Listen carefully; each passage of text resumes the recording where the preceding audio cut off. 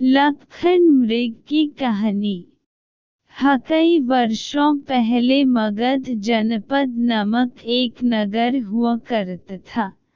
उसी के पास एक घन जंगल था, जहाँ 1000 हिरणों का एक समूह रह करता था।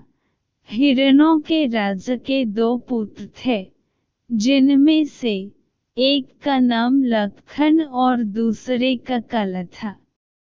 जब राजा बहुत बूढ़ा हो गया, तो उसने अपने दोनों बेटों को उत्तराधिकारी घोषित कर दिया। दोनों के हिस्से में 500 से 500 तक हिरण आए। लक्खन और काला के उत्तराधिकारी बनने के कुछ दिन बाद मगधवासियों के लिए खेतों में लगी फसल काटने का समय आ गया था।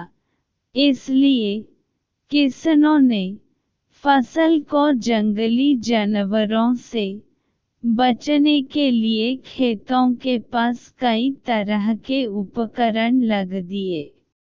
साथ ही खाइयों का निर्माण करने लगे।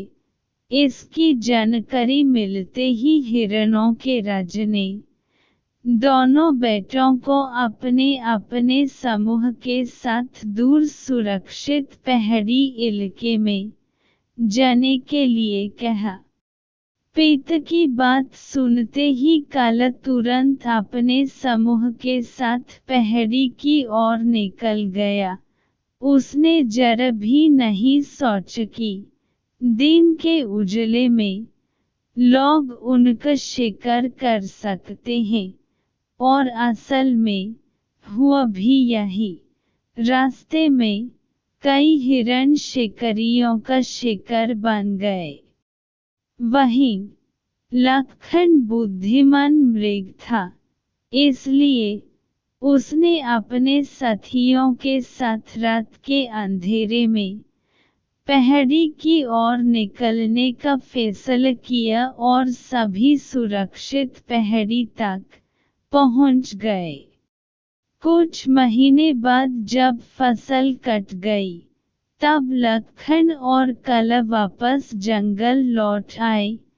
दोनों समूह के साथ वापस लौटे तो उनके पिता ने देखा कि लक्खन के समूह के सारे मृग साथ हैं, और काला के समूह में हिरणों की संख्या कम थी।